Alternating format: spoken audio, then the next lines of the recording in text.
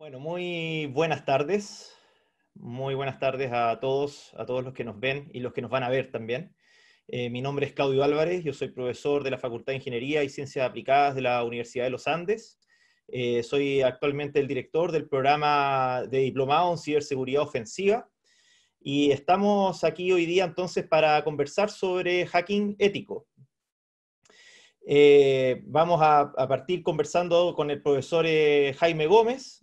Jaime es profesor del programa, es una persona que tiene mucha experiencia en la materia, mucha experiencia en ciberseguridad. Él es consultor en ciberseguridad y además una persona que ha sido pionera en educación en ciberseguridad, que impartió hace ya varios años enseñando cursos y primeros programas con este contenido. Y que tenemos el honor bueno, tenemos el honor de contar con su presencia hoy día y también como parte de nuestro programa de ciberseguridad ofensiva. Jaime, ¿Qué ¿cómo tal? estás? Bien, muy bien, Claudio, ¿cómo estás? Mucho gusto, la Bueno, verdad, muy contento de estar acá. sí, genial. Gracias, como siempre, por la invitación. Un placer tenerte.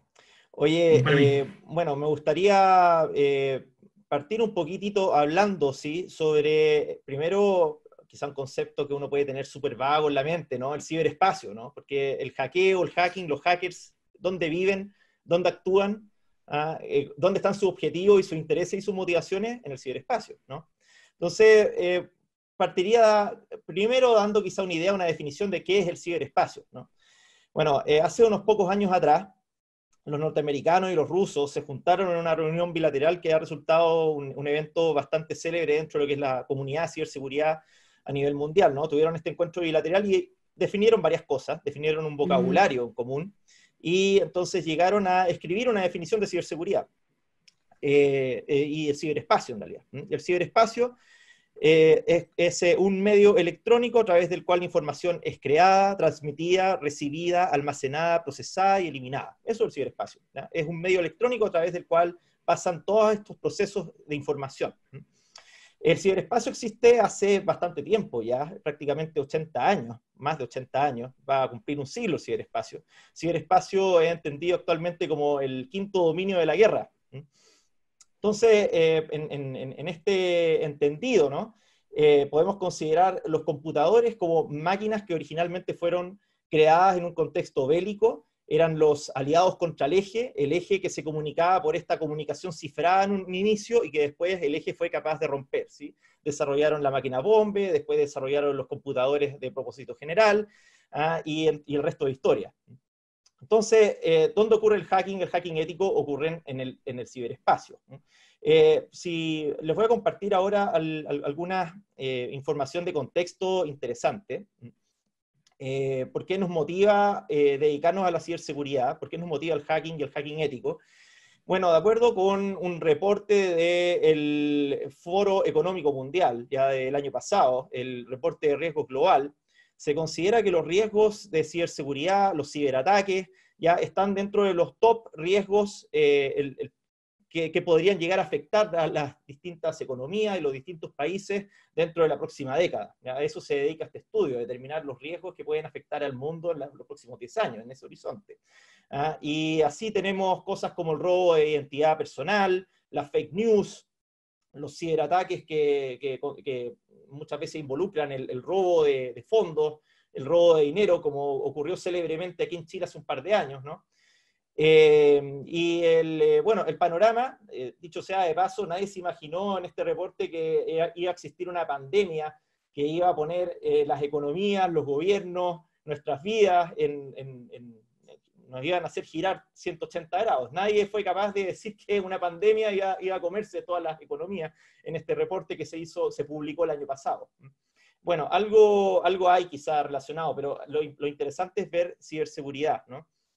Cyber attacks aparece bastante arriba, ¿no? En cuanto a la creencia de los líderes de opinión, políticos, empresarios que fueron encuestados en este estudio, ¿no?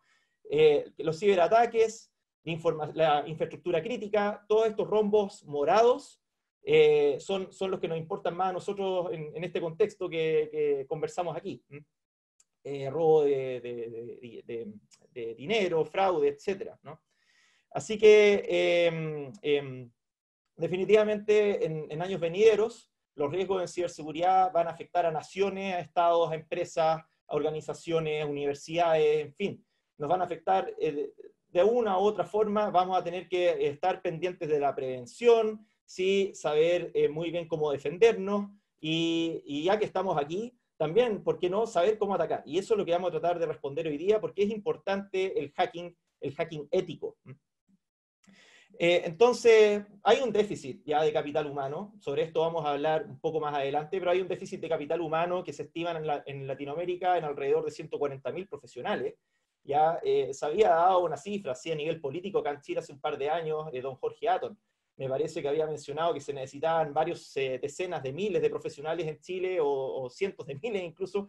Ya, bueno, el hecho es que sí, se requieren muchos profesionales, la verdad es que no hay una estadística exacta de cuántos en Chile, ya, pero a nivel latinoamericano son alrededor de 150.000, y a nivel mundial anda por los 3 millones de profesionales que se requieren.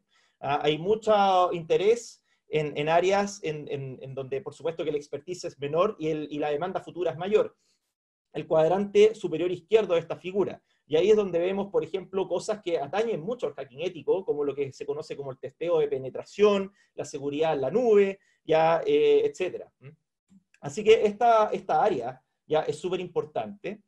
Nosotros, en respuesta a todo esto, lo que ofrecemos en nuestro programa de diplomado en ciberseguridad ofensiva, que ahora, bueno, ahora es online, ¿ya? Ahora es online. Lo hacíamos semipresencial, pero ahora se fue a online esto.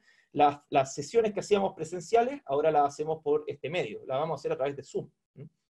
Y para conformar el staff de este programa, hemos buscado aliarnos con profesionales muy destacados en ciberseguridad, en el gobierno, en las Fuerzas Armadas, en el sector privado, incluyendo, por supuesto, a nuestro colega invitado Jaime hoy día.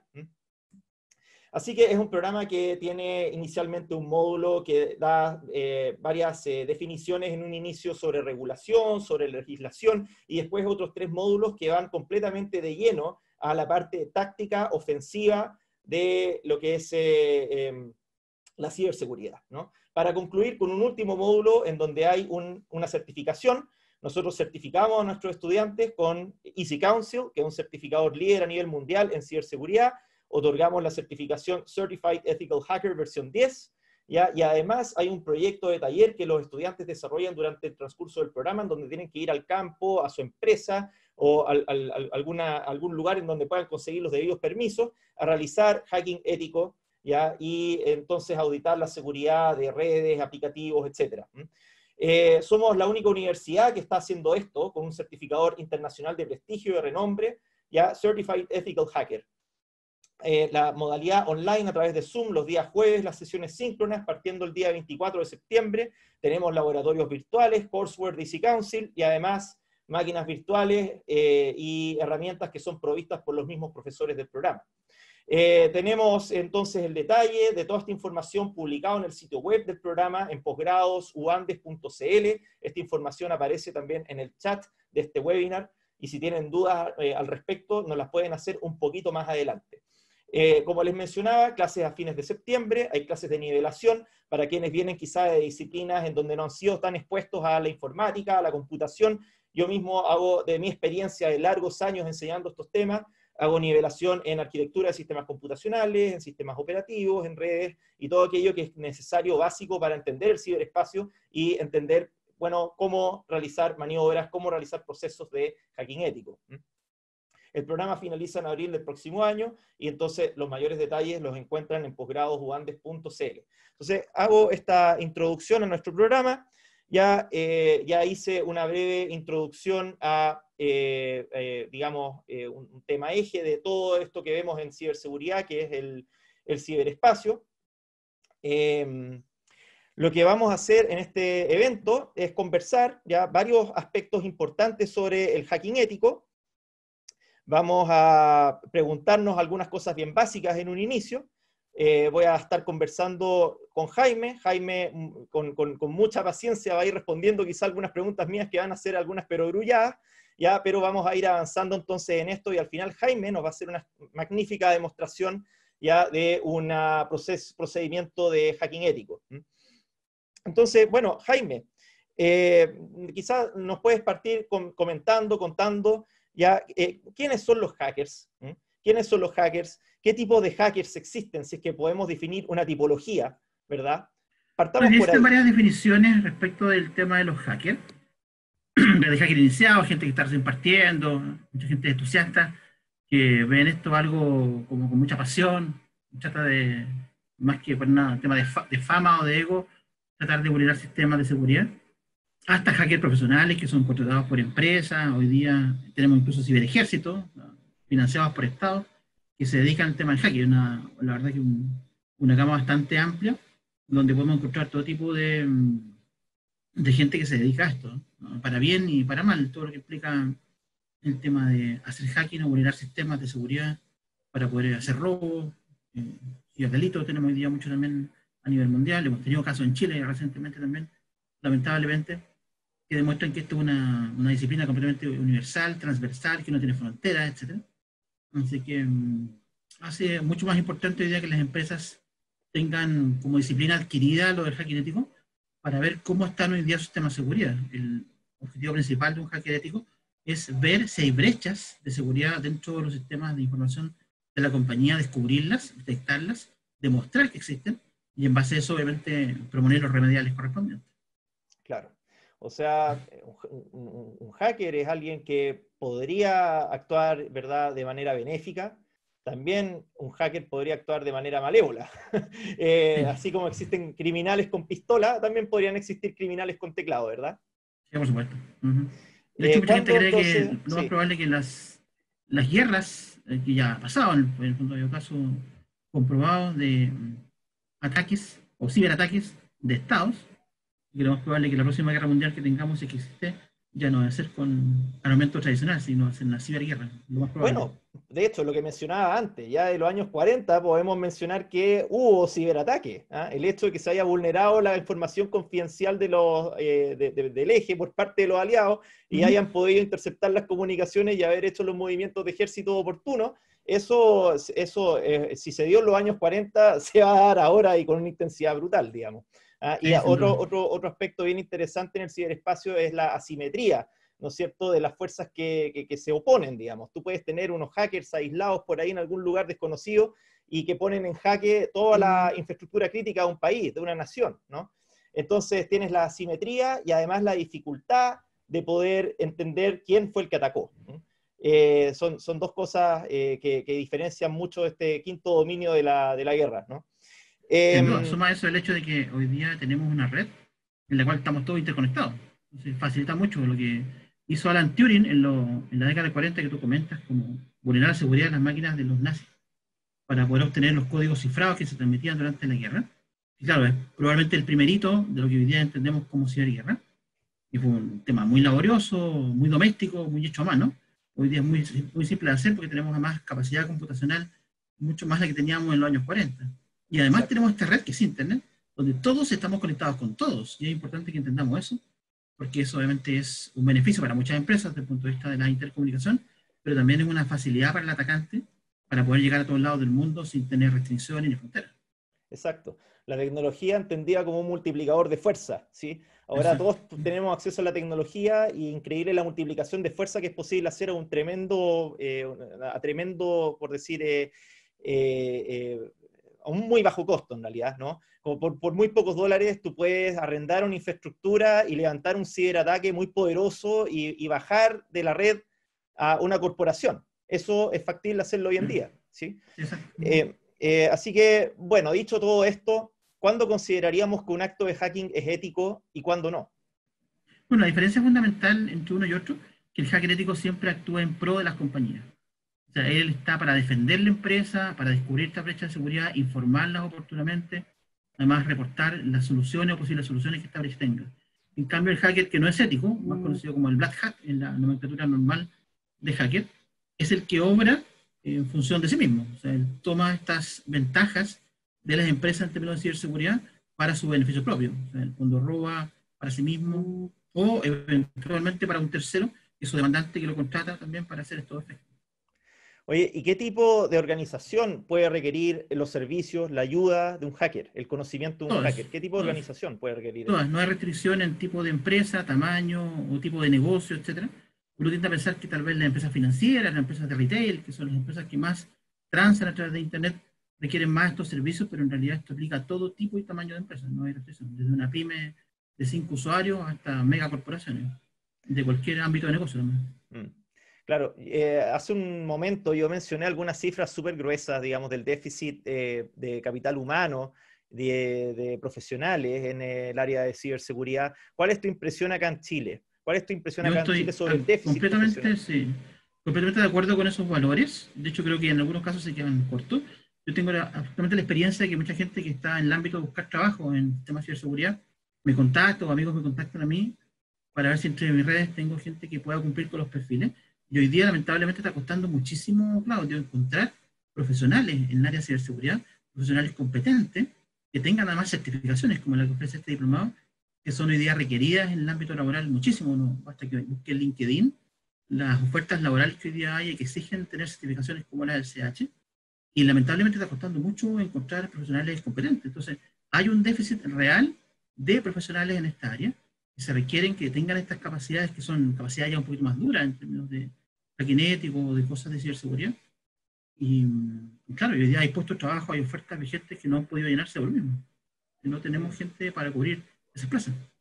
Por supuesto. Entonces hay una tremenda oportunidad para que la gente pueda convertir sus carreras, pueda volcarse hacia la ciberseguridad y prestar servicios en ciberseguridad y desarrollar expertise en ciberseguridad, ¿cierto?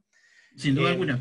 Nos ha pasado mucho, fíjate que hay gente que viene de otras áreas, del mundo de desarrollo, del mundo de networking, incluso gente que ni siquiera viene del mundo de la informática, que ha tomado la decisión de reconvertir sus carreras y meterse en el mundo de la ciberseguridad, porque entienden que además de ser un mundo apasionante, sin duda alguna, hoy día está siendo tremendamente rentable además. claro, entonces son las metodologías y herramientas que usan los hackers éticos, conocimientos, habilidades que puedan desarrollar profesionales que no tienen necesariamente un bagaje, una formación en informática o en ciencia de la computación. Son estas habilidades que se puedan desarrollar en un tiempo relativamente corto. Yo entendería que sí, obviamente como todo expertise requiere mucha práctica y dedicación, pero lo bueno es que el programa nuestro tiene varias ventajas. Está hecho dentro de un plazo que es bastante prudente para que la gente pueda adquirir esas competencias. Tenemos planes de reforzamiento, como dices tú, para que la gente también pueda adquirir algunas competencias que eventualmente no tenga, porque vienen de otros rubros del ámbito de la informática, de la computación o otras áreas de trabajo. Y además, lo que estamos incorporando en esta versión, que es una novedad, no sé si lo comentaste, vamos a hacer muchísimos ensayos también para que la gente pueda ir practicando lo que significa tomar esta certificación. No olvidemos que el examen del CH es un examen que dura 4 horas, es un examen en inglés además, tiene 125 preguntas, es bastante pesado desde el punto de vista como actividad práctica, estar 4 horas sentado frente al computador es algo que pocas personas toleran, y además respondiendo un cuestionario en inglés es una actividad, por eso es importante practicar, entender, leer, y eso también es parte de lo que vamos a entregar como valor dentro de este diploma. Por supuesto, muchas gracias Jaime por hacer toda esta precisión. Además está el hecho de que quienes cursan nuestro diplomado tienen una experiencia práctica importante haciendo trabajo profesional, digamos, de hacking ético en una organización, en una empresa, ¿no? Es uno de los requisitos que desarrollen un proyecto durante la mayor parte del programa con varias etapas. Así que eso definitivamente, las dos cosas son complementarias, ¿no? Por un lado, No, sin tener duda todo el alguna. conocimiento conceptual y teórico bastante claro, ¿no? Con lo que es la certificación y el examen de certificación, y por otro lado, una demostración de competencias lograda a través de un proyecto que, bueno, es un proyecto de nivel profesional. Exacto. Así que, ¿qué podrías tú, Jaime, contarle a las personas sobre lo que es un proceso de hacking ético? ¿En qué consiste el hacking ético? A grosso modo, ¿qué es lo que hace un hacker ético? Bueno, es parte de lo que vamos a ver en la demostración que viene a continuación. Un proceso de hacking ético tiene varias fases. Vamos a, de hecho, hacer una demostración por cada una de ellas, o por lo menos la más importante dentro de este proceso, para partir desde la fase de reconocimiento, que es la fase inicial, donde yo busco información respecto de mis targets o los objetivos que vamos a vulnerar, hasta la fase finalmente de explotación o post-explotación, que es la fase final, en la cual obtengo las evidencias que demuestran de que efectivamente el sistema es vulnerable. Es el objetivo de un ethical hacking. Así que vamos a revisar todas esas fases. La idea es que la gente entienda cómo es este proceso, cómo se realiza, basado hoy día en particular en una herramienta que se llama Metasploit, pero obviamente hay más herramientas también para cumplir este objetivo. Y la idea es que la gente conozca también una de las herramientas básicas que usamos dentro del curso del diplomado. Por supuesto. Bueno, en el país hay una oferta, diríamos, creciente de alternativas para instruirse y capacitarse y formarse en ciberseguridad, ¿no es verdad? Y entonces, ¿cómo puede hacer uno, Jaime, para saber si realmente una persona reúne competencias, ¿no? Una cosa es que la persona nos diga que posee las capacidades de un hacker ético y que puede llevar adelante esta actividad. Otra cosa es que, bueno, eso puede ser debidamente demostrado de una manera universalmente reconocida, ¿no? Entonces, en realidad, la pregunta es cómo puede saberse si un profesional reúne las competencias requeridas para realizar esta actividad de manera, digámoslo así, confiable y creíble. Yo creo que hay dos factores clave. Uno es la experiencia, tener años de haber hecho esto muchas veces, y obviamente también las certificaciones, sobre todo certificaciones con reconocimiento internacional. Porque ya, claro, uno puede obtener una certificación de reconocimiento local, en alguna academia, en algún instituto, pero lo importante es que haya empresas detrás que respalden estas certificaciones, como en el caso de C-Council, que tiene ANSI y otras instituciones que respaldan que esta es una certificación seria, de verdad, y que cumple además con los requisitos que uno espera de una certificación internacional.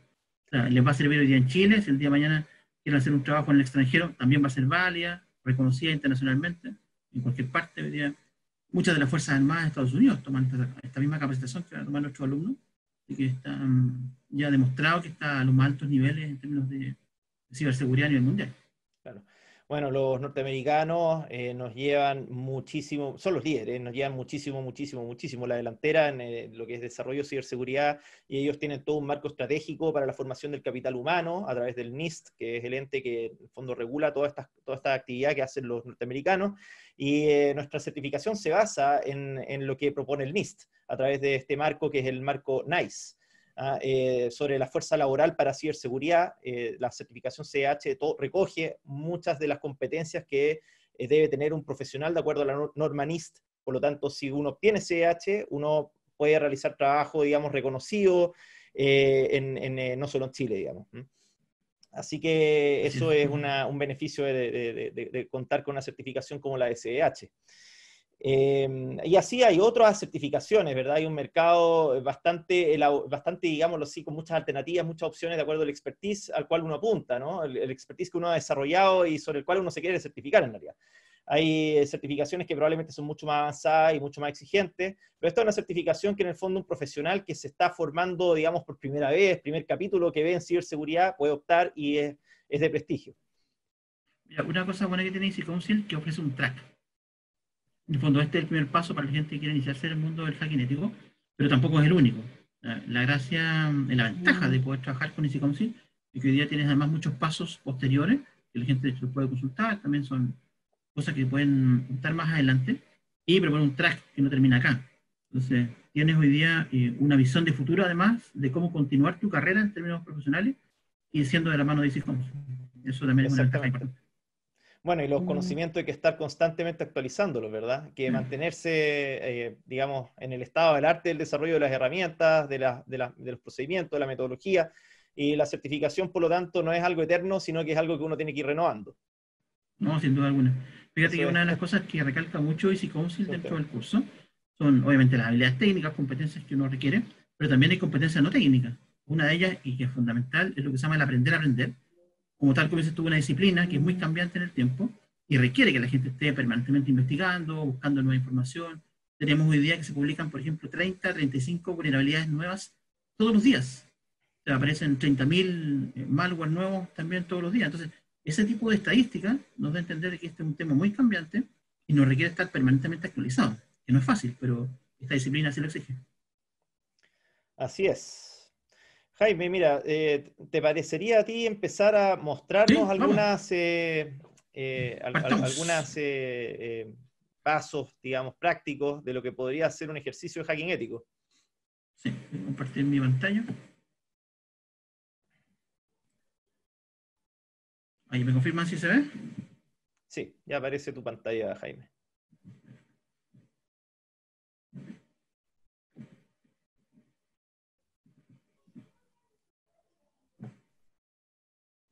Bien. Esta demostración que vamos a hacer el día de hoy lleva por título Metasploit de 0 a 100. Y el objetivo es poder mostrar esta herramienta, que es una herramienta base en lo que es un pentesting, un hacking ético dentro del proceso de una empresa, pero que no solamente sirve para la parte de explotación, donde probablemente Metasploit es muy conocida y debe ser seguramente el líder dentro de su categoría. Hay otras fases de un pentesting que también se pueden hacer con Metasploit y es un poco lo que queremos mostrar en la demostración de hoy. ¿Cuáles son estas fases? Bueno, acá tenemos un pequeño cuadro, en el cual partimos por la fase de reconocimiento, cuyo objetivo es poder buscar información dentro de los targets que vamos a revisar. Luego viene la fase de numeración, en la cual obtenemos información específica ya los servicios que estamos revisando dentro de este proceso de pentesting. Luego ven la fase de análisis de vulnerabilidades, aquí buscamos todo lo que son las fallas, los problemas de seguridad que tienen estos sistemas de información, y pasamos luego a la fase de explotación, aquí donde Metasploit probablemente es la herramienta que más se usa para este efecto, pero también viene una fase que se llama de post-explotación, en la cual obtenemos la evidencia de estos ataques, podemos hacer, por ejemplo, el borrado de huellas o de los registros de logs de estos sistemas de información. Entonces vamos a hacer ejemplos de cada una de estas fases utilizando esta herramienta para que ustedes vean cómo funciona en cada uno de ellos. Bien, la fase inicial es la fase de reconocimiento. En esta fase lo que obtenemos como información generalmente son direcciones IP dentro de los targets que vamos a revisar, cuáles son los servicios que están dentro de estos dispositivos, si hay algún puerto abierto, por ejemplo, algún servicio que está expuesto, sobre todo puertos de Internet, cuáles son las versiones de las aplicaciones que hoy día están dentro de estos servicios, para poder saber si es que tienen alguna vulnerabilidad en base a algún registro o alguna documentación pública, como los principales tipos de información. Entonces, para esto, vamos a usar nuestra herramienta Kali. Acá. Y vamos a iniciar.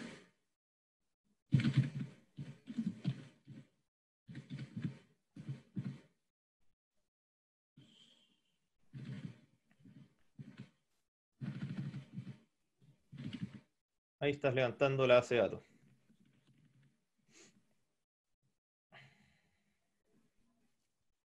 Una base de datos que está corriendo, me imagino, en alguna máquina. Dentro de este Kali vamos a levantar esta base de datos. El objetivo eso es toda la información que logremos recopilar durante el proceso de reconocimiento y almacenado en esta base de datos también. Perfecto. Y para eso vamos a levantar una máquina virtual acá.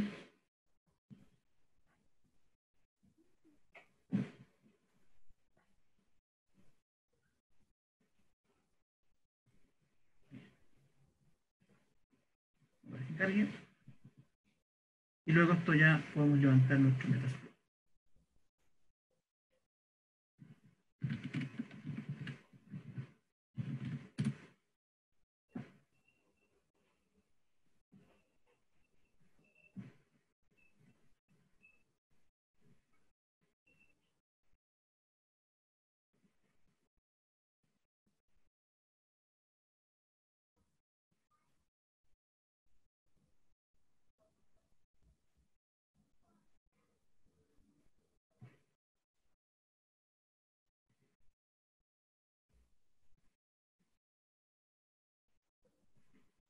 Bien, ahí tenemos ya nuestro Metasploit activo.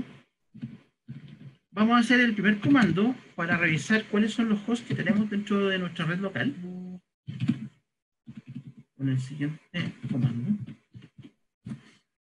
Este comando lo que hace es un barrido a nivel de capa 2 para ver qué hosts tenemos conectados dentro de nuestra red. Aquí encontramos ya varios. Tenemos el punto 17, el punto 8 y el punto 11 que somos nosotros. Entonces, vamos a ver qué servicios tienen cada uno de ellos.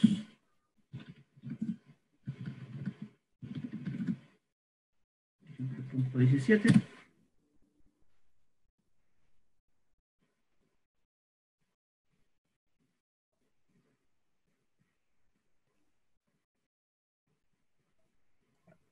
Entonces, esto es un escaneo de puerto en rango Vamos a amplio, revisar digamos. los servicios y incluso con el detalle de cuáles son las versiones de las aplicaciones Ok. que estén corriendo dentro de estos servidores. Perfecto. Más detallado que simplemente los puertos. Exacto. Fíjese que ya tenemos cuáles son los puertos de servicio que están abiertos y además cuáles son las versiones de las aplicaciones que están corriendo en esos puertos. Ahí tenemos un SPTP, un OpenSSH, por ejemplo, un Bind, un DNS. Con esta Servidor información Apache. yo ya puedo buscar vulnerabilidad o falla de seguridad Simplemente copiamos este dato, levantamos un browser, para que la gente vea lo simple que puede encontrar fallas de seguridad en sistemas Exacto. solamente conociendo la versión de la aplicación o el servicio que está operando dentro del servidor.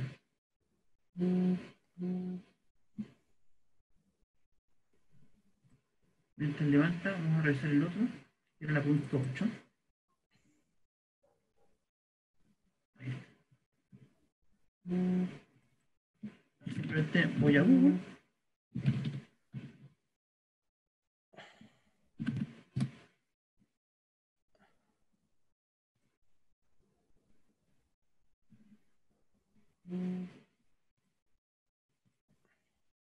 Ponemos la versión del servicio que acabamos de encontrar y le ponemos la palabra vulnerability. Fíjense que ya tenemos el listado de Ahí todas las está vulnerabilidades accediendo. Sí, reportadas específicamente para esa versión. Acá puse como ejemplo exacto. un Apache Server 2.2.8 y Es aquí la tenemos un lista sitio CVE. que... Exacto. Este es un sitio muy usado en Ethical Hacking porque aquí está el reporte de todas aquellas vulnerabilidades que son públicas. Así que uno fácilmente puede buscar todas las fallas de seguridad reportadas específicamente para esta versión. Fíjense que estoy buscando específicamente para la versión 2.2.8 de Apache Server. Uno va al final, ahí, y encontró 35 vulnerabilidades para esta versión. Las cuales muchas, si uno ve el score acá, que es el código que indica el nivel de criticidad de cada una de ellas, hay valores que son bastante altos, por ejemplo 7,5 es un valor de riesgo alto, hay una de Hay un valor 7,8 por rojo ejemplo, más hay una de abajo. 10, este es el valor Sí, máximo. sí, sí. El valor más alto de una vulnerabilidad en clasificación CSS en su última versión es el valor 10. Esta es una vulnerabilidad de altísimo riesgo. Si yo tengo un Permite, servidor claro, expuesto a Internet, por ejemplo, que sí. tiene esta versión, lo más probable es que tenga esta vulnerabilidad, que puede ser fácilmente explotable. Ejecución de código arbitrario. Puedes ejecutar cualquier cosa ahí. Puedes escalar privilegios con toda facilidad y tomar control. Sin duda alguna. La ejecución de código significa que yo puedo ejecutar una aplicación, que puede ser un malware, cualquier tipo de payload, dentro de la aplicación que es vulnerable, en este caso el servidor Apache.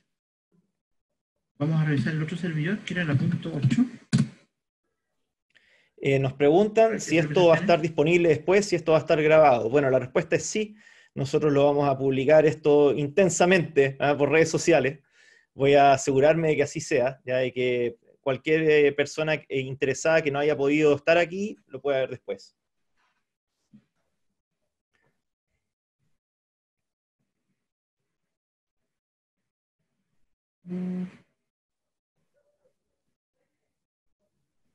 Ahí estamos revisando el segundo servidor, la segunda máquina que descubrimos, el LP.8, para ver qué servicios tenemos.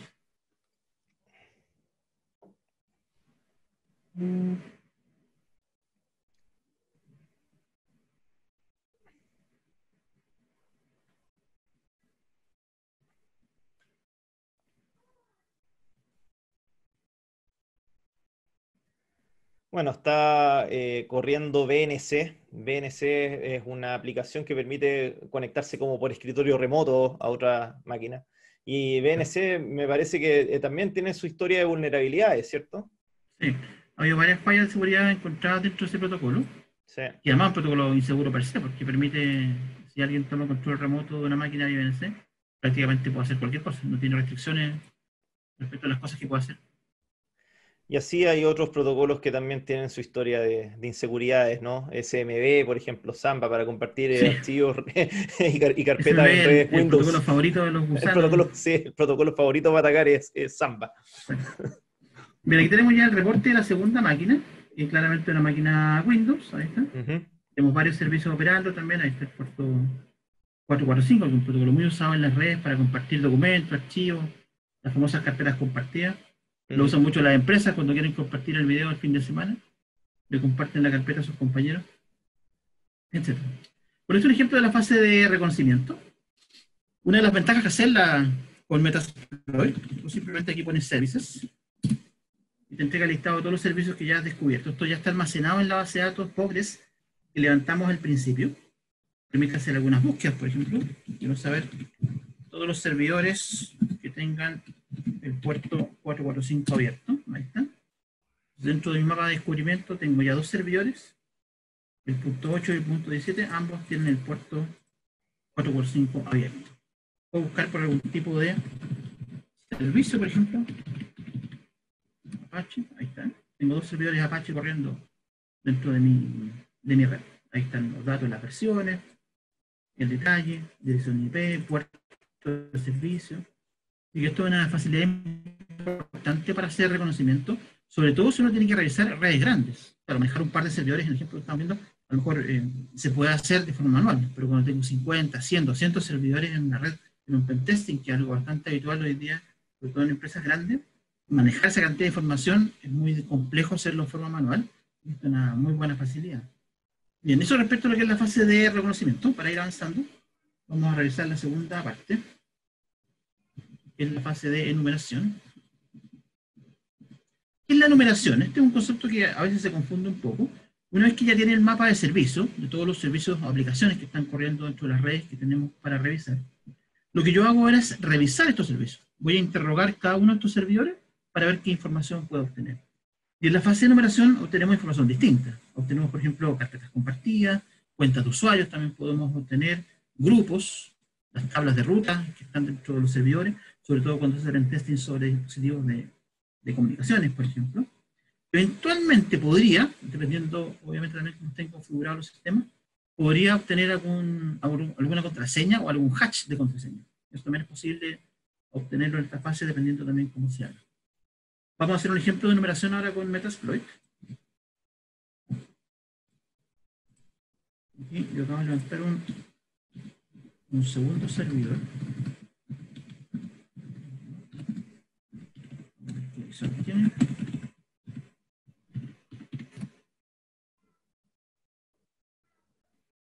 Ahí está, en la punto 14. Fíjense, la edición IP apareció, que ya no estaba anteriormente. Vamos a ver si tiene un servicio que se llama SNMP, que va en el puerto 161. Es un servicio que utiliza la gente de comunicaciones, principalmente para poder monitorear o administrar sistemas de información.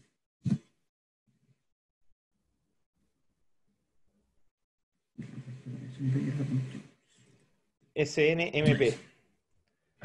SNMP. Simple Network Management Protocol. Exacto. Es un protocolo muy usado en las redes hoy día, lo usa mucho la gente de networking, la gente de comunicaciones, principalmente para monitorear los sistemas. Es un protocolo que permite obtener lo que se llama el health check, el estado de salud de un servidor, de una aplicación, etc. Ahí tenemos que este servidor tiene este puerto abierto. Ahí está. Además sabemos que está corriendo la versión 1 de este protocolo y la comunidad que tiene configurada es una comunidad pública. Así que vamos a utilizar un auxiliar que tiene Metasploit que nos va a permitir enamorar este servicio. Se llama, de hecho, SNMP en 1. Los auxiliares o los módulos en general de Metasploit se configuran de la siguiente forma. Con este comando vemos cuáles son las variables de configuración de cada uno de ellos. De aquí nos aparecen el listado de los parámetros y el valor que cada uno de ellos tiene. Además nos aparece en esta columna cuáles son obligatorios de configurar, porque eventualmente hay algunos que son o podrían ser opcionales. En este caso ya la comunidad está configurada, es public, al igual que el servidor. Tenemos el puerto, que también ya está configurado, el puerto 161. En caso que estos parámetros no coincidan, se pueden cambiar perfectamente. Y nos falta configurar la dirección IP del servidor. Eso lo hacemos con el comando rhost. Y la IP que era la punto 14, ¿cierto? Ahí está. Vamos a ejecutar este auxiliar.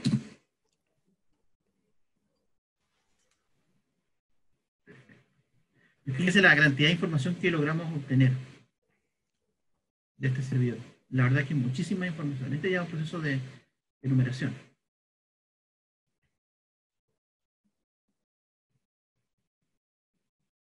Ahí tenemos datos del servidor, el nombre, la arquitectura, por ejemplo. Ahí tenemos las cuentas de usuario que están creadas dentro de este servidor, por ejemplo. Las interfaces de red que tiene el server. Esto lo usan mucho los atacantes para poder saber si este dispositivo está conectado a otras redes. Bastante habitual en el mundo de comunicaciones, que tengo un servidor que tiene una red, hace la red de datos, y tiene una segunda interfaz, muchas veces hace la red de administración. Con esto lo puedo detectar fácilmente. Ahí está la interfaz de este dispositivo. Ahí tenemos la información de rutas, por ejemplo, los servicios que están corriendo dentro del servidor.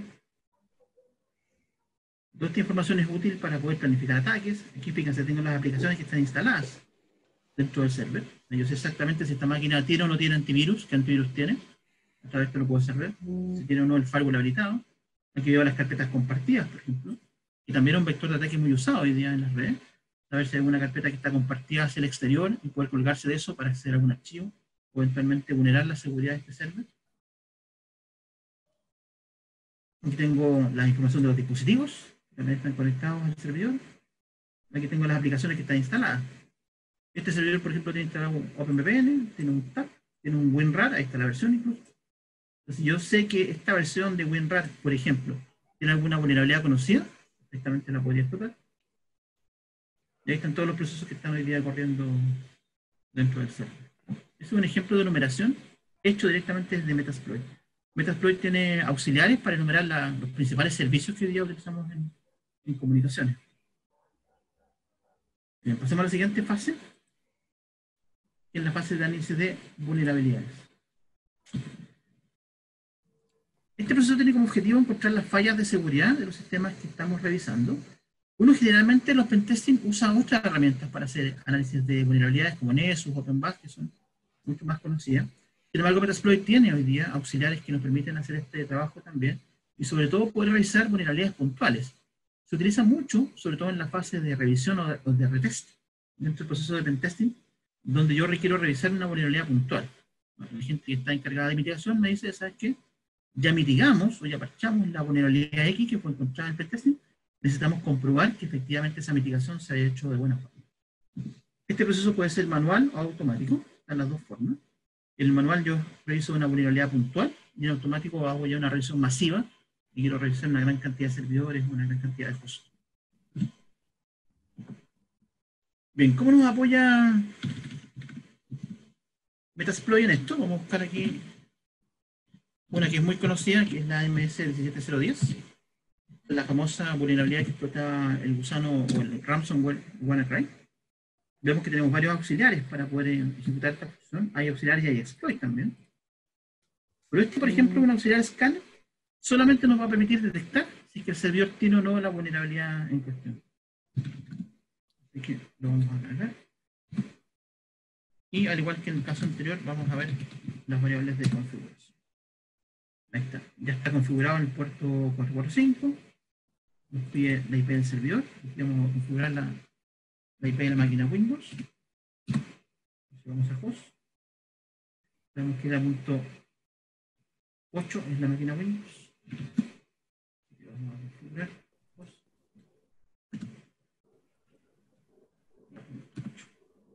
Y lo ejecutamos con. Este auxiliar ya me dice, ¿sabes qué? Sí, este servidor que tú acabas de revisar es vulnerable. Ya me está confirmando. Sin tener que explotar aún la vulnerabilidad.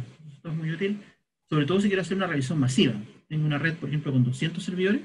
No los voy a revisar uno a uno, sino que con este mismo auxiliar le pongo el segmento de la red que corresponde. Y él me dice, mira, estos 200 servidores en Windows que tienes todo en tu red, hay 15, 20, 30, 50 que son vulnerables. Y me entrega el listado de los que todavía no están parchados, o que a lo mejor les falta el proceso de mitigación, no se termina.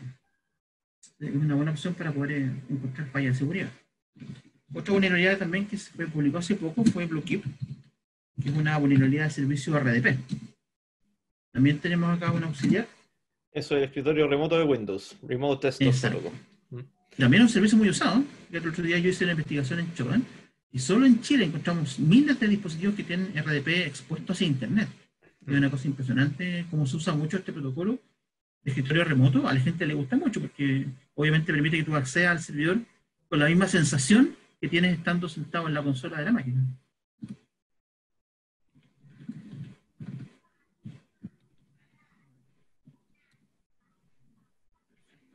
Y también vamos a configurar la dirección IP. 10.0.14.8. Y lo vamos a ejecutar. Perfecto. Ahí me confirma también que el servidor es vulnerable. Entonces este es un scan de vulnerabilidades para confirmar si es que el servidor tiene alguna vulnerabilidad. Me confirma que sí, pero sin hacer la explotación. Para eventos masivos es una muy buena alternativa. Puedes revisar si es que las mitigaciones se hicieron de forma correcta o no. Recordemos que en el caso de Microsoft, cuando tú instalas un parche, para que ese parche tenga efecto, tienes que reiniciar el servidor. Y no es una actividad que muchas empresas pueden hacer a cualquier hora.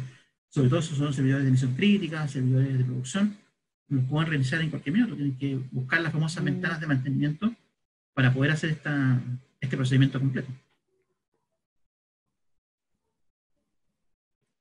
Bien, vamos a revisar la fase de explotación. Así, Metasploit, que dejo la herramienta más utilizada para esta fase. ¿Qué hacemos acá? Tomamos ventaja de las vulnerabilidades encontradas. Podemos acceder vía RCA, que significa explotación de código remoto a través del target. Tomar control eventualmente de esta máquina o esta aplicación. Y también hacer escalamiento de privilegios. Para poder tener una cuenta de acceso a usuario normal y en base a algunas fallas de seguridad, sobre todo fallas de seguridad interna, poder conectarnos como administrador o como root, dependiendo del caso. Vamos a hacer un ejemplo acá. También con esta misma vulnerabilidad. Entonces, ya habíamos encontrado el auxiliar para hacer el scan y tenemos acá abajo para hacer el exploit. Fíjense que los nombres son distintos. Los auxiliares generalmente hacen funciones puntuales dentro de Metasploit, pero el exploit que tenemos acá, este sí ya se encarga de explotar la vulnerabilidad. Ya confirmamos que el servidor la tiene, ¿cierto? Ya vamos a cargar este exploit. Ahí está. Vamos a poner los parámetros de IP. Le vamos a cargar un payload. Un payload bastante útil, porque nos va a entregar un intérprete de comandos de cosas que podemos ejecutar como actividades de explotación dentro de la máquina, sobre todo en servidores Windows. Como Windows no lo manejamos tanto con línea de comandos como si lo hacemos con Linux, muchas veces no sabemos cuando tenemos una consola Windows qué comando ejecutar. Yo conozco 2 comandos en Windows, un dir y otro más. Entonces, para poder ayudar a esa función, existen payloads como este, son bastante útiles.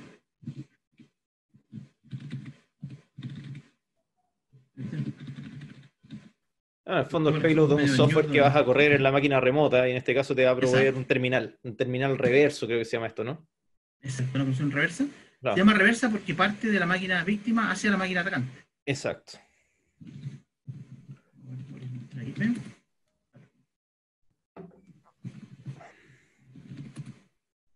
Entonces, set host.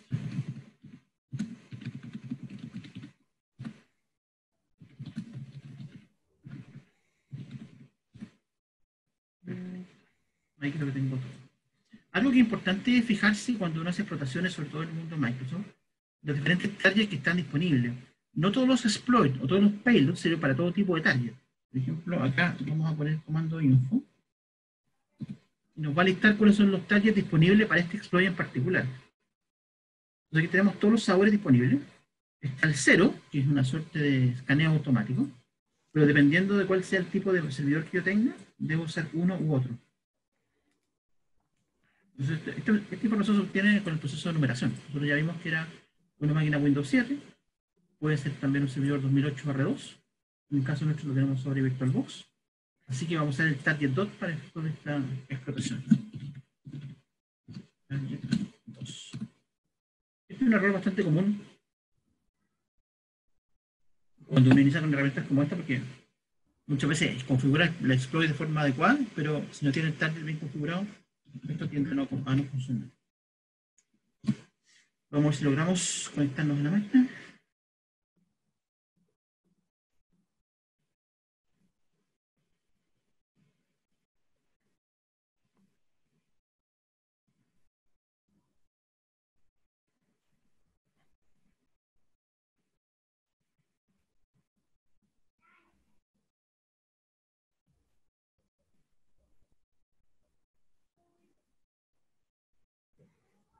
Bueno, acá vemos el código de la vulnerabilidad, que esta es una vulnerabilidad reciente, publicada recién el año pasado.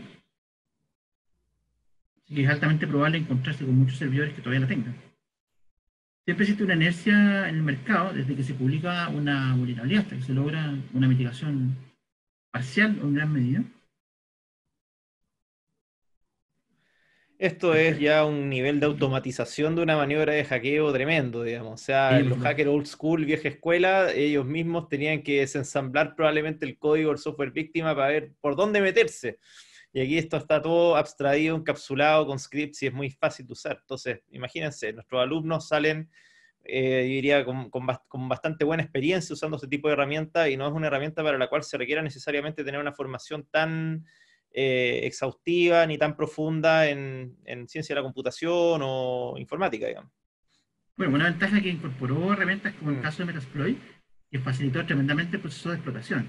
Antes, mm, tal como dices tú, antes que existieran herramientas como Metasploit, uno mm, tenía que bajar los exploits, compilarlos muchas sí, veces entender el código que fue desarrollado por otra persona, que no es fácil, por y supuesto, utilizarlo.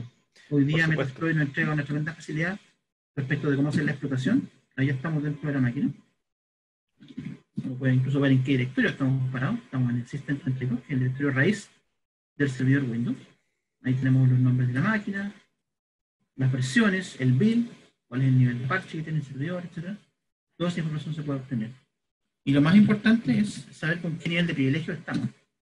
¿Por qué son tan peligrosas vulnerabilidades como el caso de BlueKeep o la MS17010, la que explotaba WannaCry?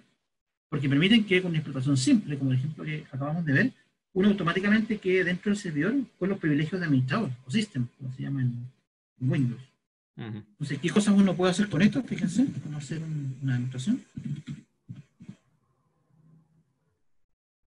Puedo traerme, por ejemplo, la base de datos de usuarios del server, que es una acción que solamente puede ejecutar la administrador. Entonces,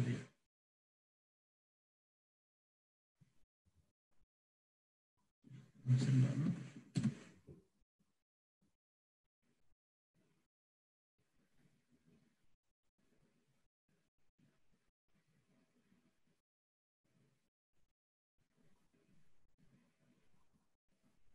Sí, ¿por qué no me la saco? Debería poder traerme la base de datos completas de usuarios que están creados dentro de esta máquina. Si no, Tira un argument error esa cuestión, así que algo debe haber un parámetro que quizá había que ponerle adicional o... por que nuestra máquina Windows, Ah, por lo menos no se ve bien. ujú. Que otros síntomas de estos ataques son bastante silenciosos. Uno podría vulnerar un servidor sin que el usuario, que tal vez está conectado a la máquina, trabajando, operando, se dé cuenta fácilmente. Entonces, puede uno infectar un servidor, una máquina, sin que el Claro. usuario que la opera se dé cuenta muchas veces.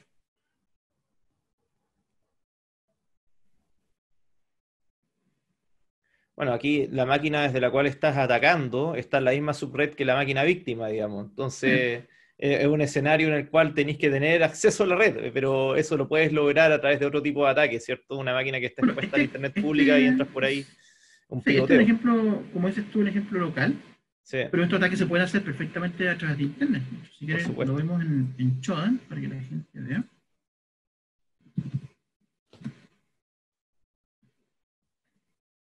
Vamos a buscar acá. También una herramienta muy usada para lo que es búsqueda de información.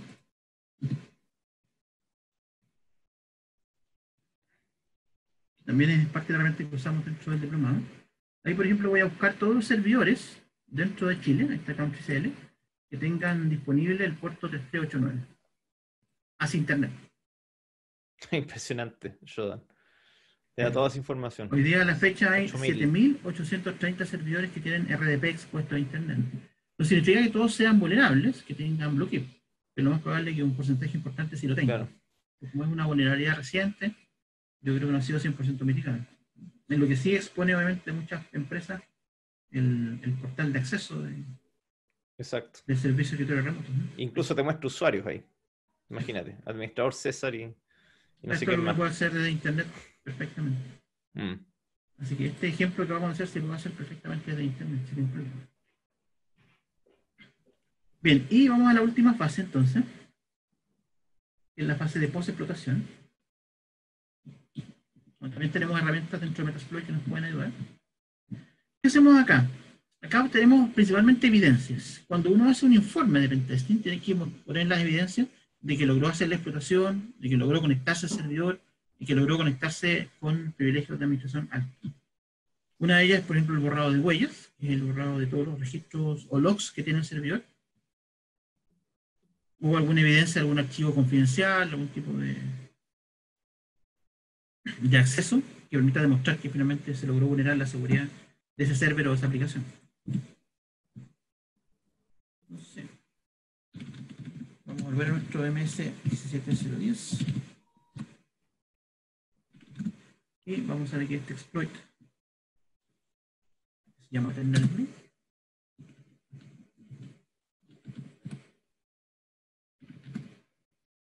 Vamos a configurar acá el host, era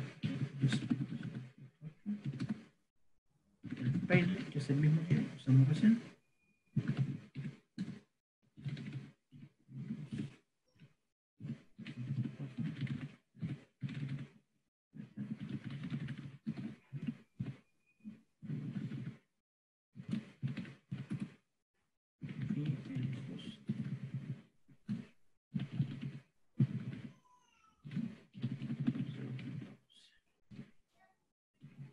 Vamos a confirmar que todo bien configurado. Ya tenemos el IP del server, el puerto, que era 445, que ya habíamos confirmado que está abierto. La IP y el IP de retorno. No tenemos nada abierto.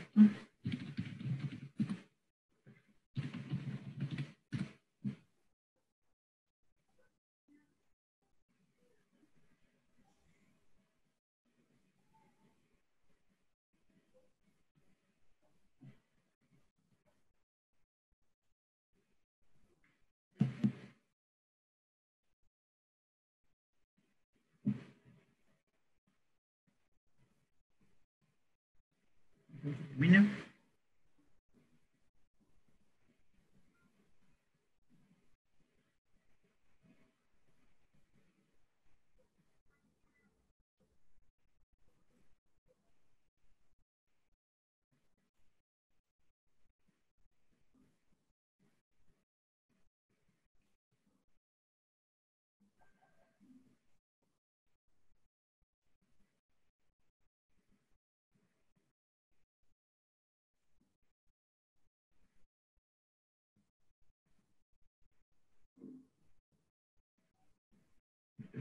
Ahí ya tenemos nuestra sesión de... Ahí estamos dentro del servidor. Con privilegio de system, al igual que en el caso anterior, a ver si aquí podemos ver El hashtag. datos.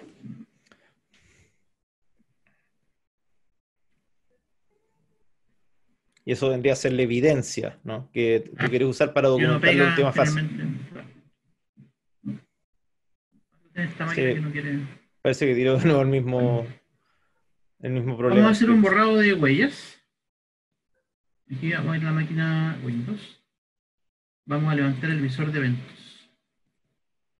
Ahí está. Para que la gente vea. Acá tenemos registros de todo tipo. Hay 247 registros administrativos, 303 registros de seguridad. En la parte de sistema hay 1196 registros, que son los logs de eventos que se van guardando dentro de esta máquina cada vez que se ejecuta alguna acción o una operación. Obviamente, todo lo que hacemos dentro de esta máquina va a quedar grabado ahí. Si yo me conecté con una sesión remota, si ejecuté algún comando, todo eso queda grabado dentro de los servidores. Entonces, como parte del proceso de post-explotación, lo que hacemos es borrar eso. Llevo un comando, ¿ven? Allá borró todos los registros. Claro. Wiping Y all volvemos a la records. máquina Windows. Cero. Ahí están todos los registros en cero. Tiene un solo registro que dice que se borraron los registros, nada más. Los registros están completamente borrados. Ahí está el Y con borrado eso de huella. eliminamos toda la huella en SAR.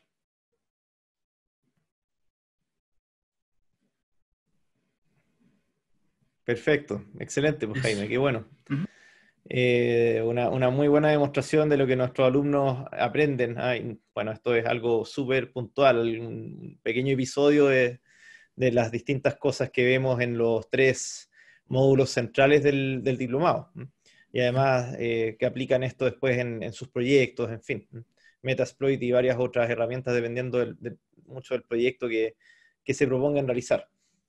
Entonces, yo creo que llegó el momento de darle espacio a quienes comparten aquí con nosotros por si nos quisieran hacer alguna pregunta, la pueden hacer a través del chat, ningún problema, nosotros le respondemos con todo gusto. Les recuerdo, bueno, para quienes no estuvieron en un comienzo aquí, estamos Jaime Gómez, que es el profesor de nuestro programa de diplomado en ciberseguridad ofensiva, y yo soy Claudio Álvarez, soy el director del programa. Nuestro programa lo lanzamos el año pasado resultó bastante exitoso, le fue bien a nuestros alumnos, digamos. Digamos que hay hubo cierta novedad en todo sentido, digamos. Para nosotros fue nuevo implementar CDH, dictar CDH, etcétera. Hay un montón de ideas que surgieron de la primera versión y que vamos a aplicar ahora en la segunda, cosa de que ustedes puedan prepararse bien, tanto para rendir el examen como para poder ir desarrollando su proyecto en forma bien controlada, ¿no? Resultaron muy bien los proyectos la vez pasada. El tema del examen, diríamos que hubo más o menos a estas alturas más de la mitad de los alumnos certificados. Vamos a llegar a los 2/3 certificados. Hubo, diríamos, algunas personas que estaban mucho más interesadas en el diplomado, en el proyecto, más que incluso en la certificación. Ahora lo que estamos haciendo es poner bastante hincapié en la certificación por el valor que tiene. Es algo muy valioso para nosotros que nuestros alumnos se certifiquen. También es una oportunidad de gran valor para todos ellos. Tenemos, parece, una pregunta. La duración del diplomado y tiene alguna continuación a magíster. Bueno, la duración del diplomado es de final de septiembre hasta final de marzo, digamos que cerrando la primera quincena de abril. Ese es el cierre que debiese tener. Hay un intermedio, por supuesto, hay una pausa, un receso. A partir de diciembre, bueno, en diciembre hay 2 semanas de receso por Navidad y Año Nuevo, y hay otro receso en febrero. ¿Ya? Entonces tiene como 2 periodos de receso. Hay módulo 1 que se imparte esto finales de septiembre hasta finales de octubre, el módulo 2 en noviembre, módulo 3 en diciembre hasta antes ya de la Navidad, etcétera, y a la vuelta ¿cómo se llama? En enero, a vuelta de Navidad en enero, es el módulo 4, y luego en marzo y abril, módulo 5, que incluye la finalización del proyecto y la certificación, el examen de certificación. Así que eso es lo que comprende en cuánto tiempo, ¿no? Ahora, sí, efectivamente, no ahora, pero queremos en el futuro extender nuestra oferta en ciberseguridad, con ello poder articular un magíster. No es algo que estemos ofreciendo ahora, ¿ya? Pero es muy probable que quienes cursen ahora nuestro programa de diplomado, en un futuro puedan optar a una articulación con otro diplomado sucesivo, y con eso puedan optar a un grado de magíster en ciberseguridad. Algo en lo cual estamos trabajando, ¿ya? Es definitivamente algo que está en carpeta, y si vamos a ofrecer un magíster, entonces nos importa que quienes ya pasaron por nuestro diplomado puedan tener una continuidad para obtener ese magíster. Así que sin duda, es parte de nuestra estrategia llegar a estudios de magíster en el mediano plazo. ¿Quién más se anima a preguntarnos? ¿Es posible realizar esto con una Raspberry Pi para saber realmente? Tú dices realizar hacking ético con una Raspberry Pi. Sí, la respuesta es sí, perfectamente. Sí, Sí. sí, sí. Algo que han De evolucionado hecho, mucho las herramientas de hacking, y en particular Kali, que tiene una versión que se llama NetHunter, que hoy día se pueden instalar en dispositivos con bajos recursos. En claro. un teléfono, en una Raspberry Pi, por ejemplo, en una tablet, es perfectamente posible. Súper Además estos interesante. dispositivos hoy día van evolucionando en temas de capacidad, así que la respuesta es perfectamente sí, de muchos atacantes que usan dispositivos móviles, teléfonos, tablets, para hacer hacking en el metro, en cualquier parte, en temas públicos, pero sí, sí, la respuesta es perfectamente posible. Fabuloso. Bueno, hay cierta tendencia, ¿no? De que la computación a nivel ya de servidores, computación personal, está tendiendo a ARM, digamos, todo se está yendo a ARM. Raspberry Pi es una ARM que existe por ahí, digamos, ¿eh? Y parece que en la próxima década la tendencia es que va a haber más ARM que Intel. Así que Probablemente. Sí, yo eh, creo que sí. eso puede llegar a ocurrir. ¿Alguien más se anima?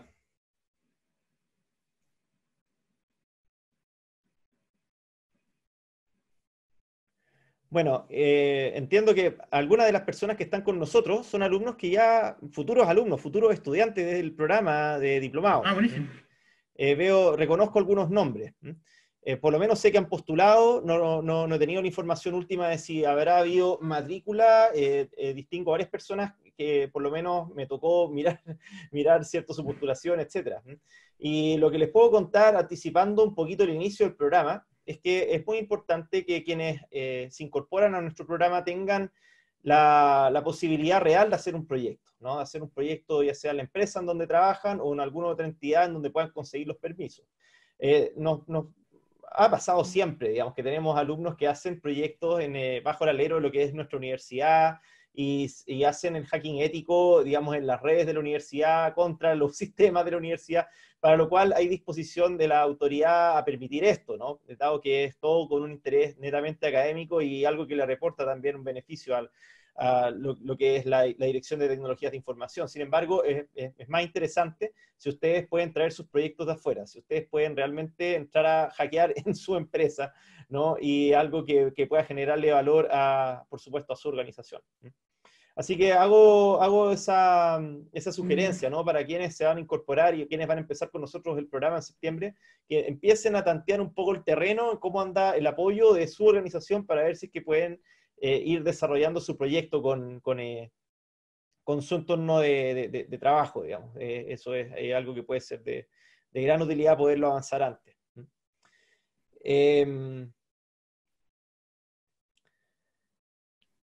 Sí, los veo un poquito tímidos a los auditores. Sí, hagamos el concurso para ver si la gente se entusiasma un Sí, poco. hagamos el concurso, Jaime. Bien, vamos a hacer una set de preguntas ahora para ver si se entendió la presentación, la demo que acabamos de hacer. Pero lo vamos a hacer con un incentivo importante. Vamos a regalar un libro acá. Ahí,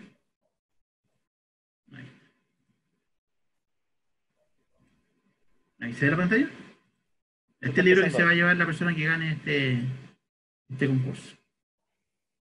Ahí está. Este libro es muy bueno, ¿eh? Es una edición 2020 y es ideal para la gente que está partiendo en temas de ciberseguridad para que conozcan ya un poquito más a fondo lo que es esta herramienta. Metasploit, la verdad que es un mundo. Hoy día mostramos solamente un brochazo de lo que se puede hacer con Metasploit. Es una herramienta, una verdadera navaja suiza, como dicen los gringos, que permite hacer un montón de cosas en temas de ciberseguridad, pentesting, análisis, etcétera. Entonces, Perfecto. vamos a jugar Kahoot. No sé si la gente que está conectada conoce cómo funciona esta aplicación. Simplemente se conectan a esa URL, que es kahoot.it,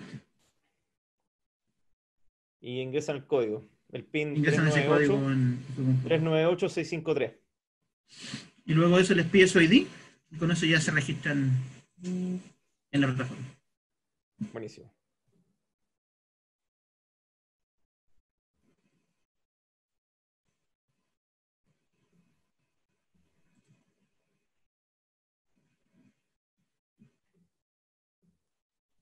Recuerden que el ganador se va a llevar un libro, así que ahí tenemos ya algunos participantes.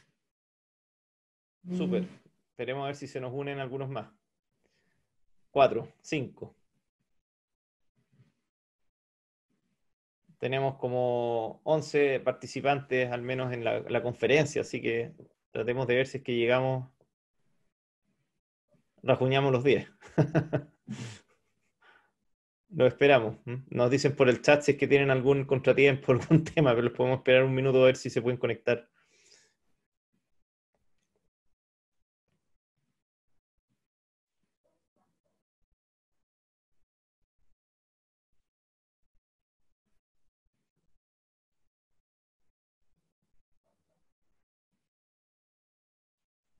Ya, yo creo que estamos, ¿eh? 6 participantes Seis ya, personas. Ah, qué bueno, qué bueno, qué bueno. Ya, no he dicho nada. 7, Esperemos. el número de 7. la No, suerte. ya, no he dicho nada.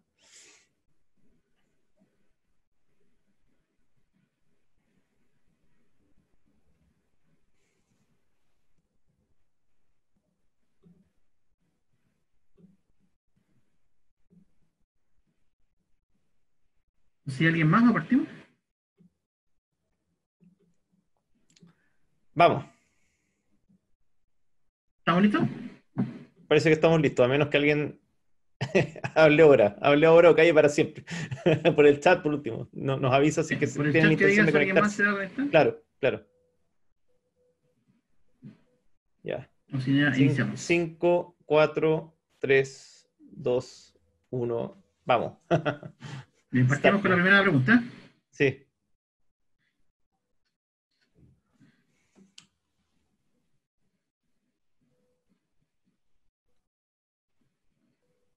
Aquí vamos a ver si estaban atentos.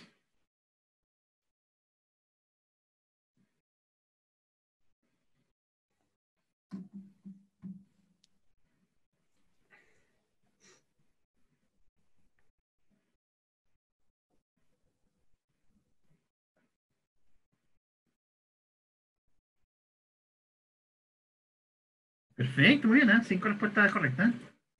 Excelente. Vamos con la siguiente.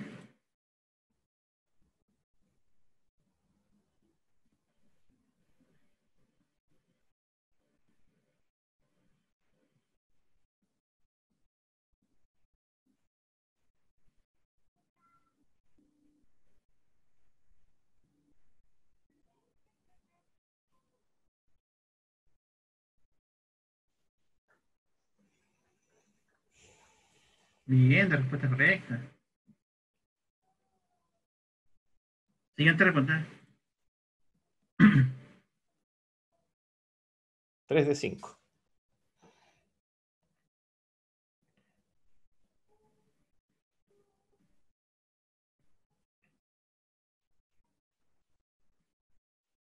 Había que estar súper atento, ¿eh? Sí.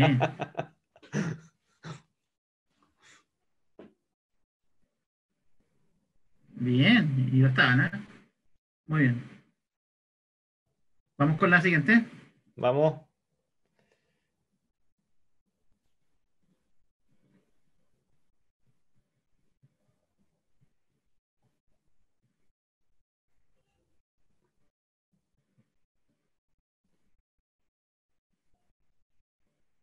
Bien, muy bien. Ahí está, peleado el primer lugar, ¿eh? Sí. Vamos con la última, ¿listos?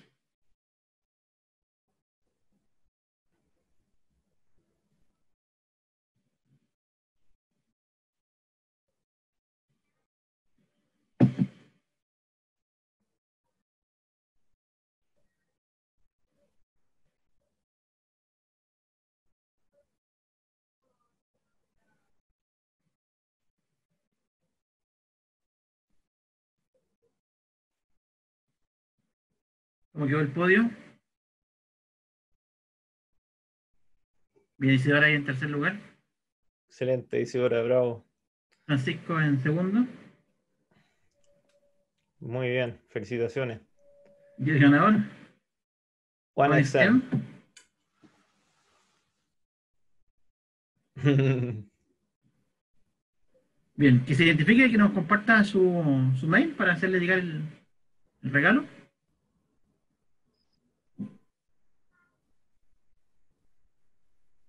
Ahí que nos dé sus datos por el chat.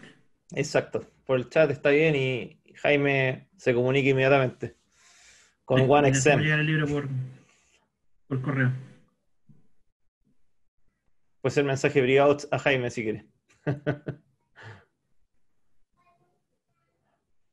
No sé si en Q ya no tenemos. Ahí Nos está. pregunta, ahí está. Onyx Marcellus. Perfecto. Que Ya, nos comparta su mail, su dirección de eso correo, es. y le entregamos el libro de regalo. Muy bien, ¿eh? Ya, Muy pues bien jugado. fantástico. Ahí está, ¿no? Aquí estoy, mi premio. Eh, Le haces llegar entonces el libro. Sí, que nos comparta su dirección de correo. Ya. Si quiere, la comparte por interno, como prefiere. Sí, Le por interno mandamos, está sí, bien. y ahí le hacemos llegar el libro. Listo, educación continua. Onyx, envíanos un correo de educación continua @Ugande. Ya, eso también es más Sí, fácil. Ya, perfecto, súper, perfecto. Entonces se pone en ningún contacto con problema. educación continua y a través de ese canal enviamos el premio. Bueno, Perfecto, muchísimas súper. gracias entonces. Jaime, bueno, una vez más, ¿no? Muchas gracias por una No, gracias a estupenda ustedes. demostración, una muy grata conversación y muchas gracias a todos quienes estuvieron con nosotros, ¿no? Esta conversación ha quedado grabada, va a quedar publicada, ¿no es cierto?, en YouTube y le vamos a dar una difusión ahora. Muchísimas Perfecto. gracias a todos y muy buenas noches.